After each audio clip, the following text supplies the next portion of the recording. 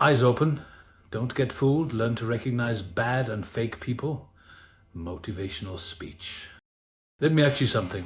How many times have you put your trust in someone only to find out they were wearing a mask the whole time? It's a harsh reality, but not everyone who smiles at you has good intentions. Bad and fake people are everywhere. At work, in your circle of friends, sometimes even in your own family. The scary part? They're masters of deception, blending in effortlessly until it's too late. But here's the truth. Recognizing these people isn't just about protecting yourself. It's about reclaiming your energy, your peace, and your path forward. You owe it to yourself to see through the lies, to spot the warning signs before they cause real damage. Because the longer you allow them to linger in your life, the more they drain your confidence, your happiness, and your future. Today, we're going to uncover the tactics they use, the red flags you've been ignoring, and most importantly, how to shield yourself without losing your kindness or your faith in humanity. So keep your eyes open, because what you're about to learn could change everything. Ready to see the truth? Let's get into it. Let's be real. If bad people look bad, no one would fall for them. The truth is, most fake people are masters of charm. They'll shower you with compliments, act overly interested in your life, and seem like the best friend you've always wanted. But here's the catch. They're not being genuine. They're gathering information, figuring out your weaknesses, and positioning themselves to exploit them. This kind of charm isn't a gift, it's a weapon. Pay attention to those who flatter excessively, but never seem to follow through when you need them. Real friends give you honest feedback, not just sugar-coated praise. Fake people, on the other hand, will tell you what you want to hear, not because they care about you, but because they care about what they can get from you. Ask yourself this: does their support come with strings attached? Do they vanish the moment you stop being useful to them? Understanding this tactic is the first step in protecting yourself. And when you start seeing through the charm, you stop giving away your trust so easily. You start guarding your energy, reserving it for those who truly have your back. So the next time someone seems too good to be true, look closer. You might just save yourself from a world of hurt. And here's a tactic that fake people love: playing the victim. They're experts at twisting stories, painting themselves as innocent sufferers no matter what the situation is. The goal? To make you feel guilty, obligated, and responsible for their happiness. They'll share tales of betrayal, hardships, and how nobody else understands them, just to pull you in. Emotional manipulators use guilt as a leash, subtly guiding you to do what they want. They'll make you question your actions, your motives, and even your worth. But here's the truth. Real victims seek support, not control. They don't weaponize their pain to get what they want. When you notice someone always casting themselves as the hero or the victim, but never the villain, it's time to step back and reassess. Trust actions over words. How do they treat people when no one's watching? Are their stories consistent or full of contradictions? Genuine people take accountability for their mistakes, while manipulators shift blame effortlessly. Recognizing this tactic isn't about becoming cynical, it's about reclaiming your power. Stop letting guilt dictate your choices. Realize that you can be compassionate without being controlled. The sooner you identify the signs, the sooner you can protect your peace. There's a tactic that bad and fake people use all too well: divide and conquer. It's simple, but effective. They plant seeds of doubt, spread subtle lies, and twist facts to isolate you. Their goal is to cut you off from your support system so they can control the narrative. They'll tell you things like, "I just thought you should know," or "I wouldn't trust them if I were you," all while pretending to be concerned about you. But make no mistake, this isn't about protecting you, it's about controlling you. They thrive on chaos, on making you doubt your true allies. The more isolated you feel, the easier you are to manipulate. Friends build bridges, not walls. They encourage unity, open conversations, and transparency. When someone's words consistently sow conflict, it's time to question their motives. Pay attention to patterns. If drama seems to follow them wherever they go, it's not a coincidence, it's a strategy. Understanding this tactic is crucial, because once you see the game, you can stop playing. Surround yourself with people who uplift, not undermine. Trust those who encourage direct communication, not backdoor whispers. Your circle should protect your peace, not threaten it. The moment you refuse to be divided, you take back control. Not all attacks are loud. Sometimes the most dangerous people in your life are the ones who bring you down quietly, one subtle remark at a time. They mask their negativity as just joking or constructive criticism, but their real goal is to chip away at your confidence. They might say things like, "Oh, I didn't expect you to do that well," or "Are you sure that's a good idea?" Words that seem harmless but leave you second-guessing yourself. This isn't about feedback, it's about control. The truth is, real friends build you up without tearing you down. They can offer advice without making you feel small. But fake people, they thrive on keeping you uncertain, doubting your own abilities. Why? Because as long as you're questioning yourself, you're not questioning them. Recognizing this tactic is a game changer. Start paying attention to how you feel after spending time with someone. Drained, insecure, anxious. That's not friendship, that's manipulation.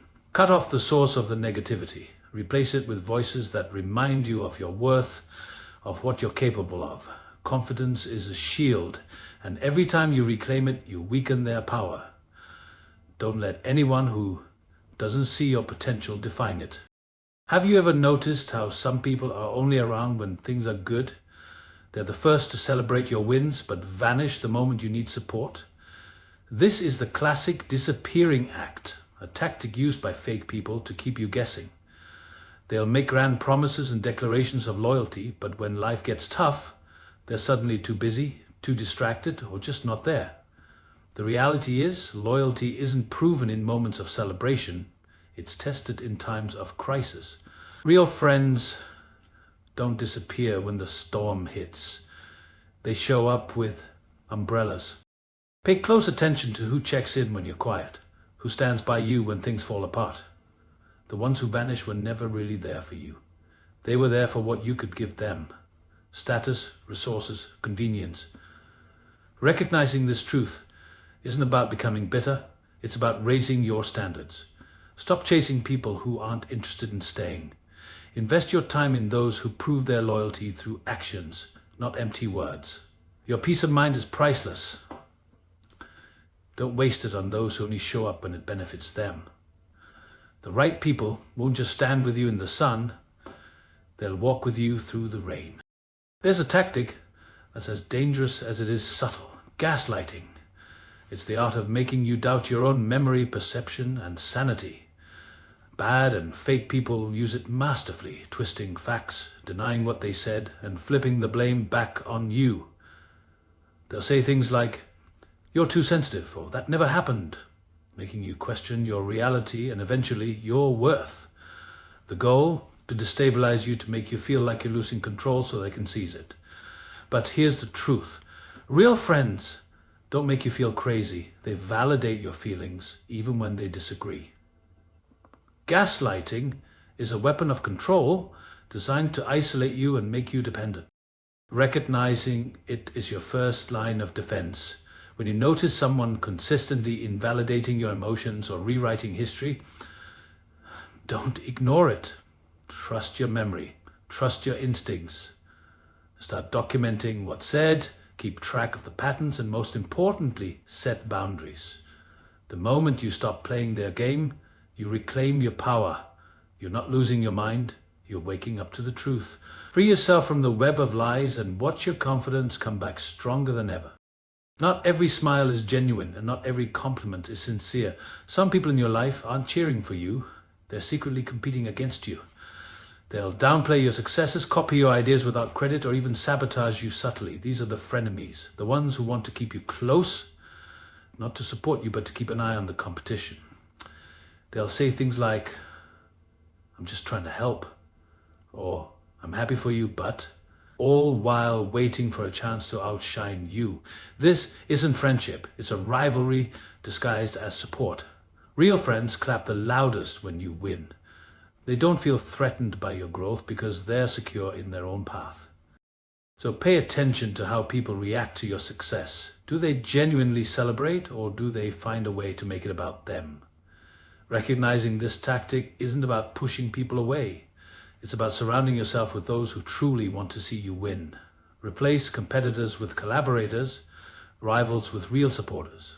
When you stop competing and start focusing on your own journey, the right people will show up.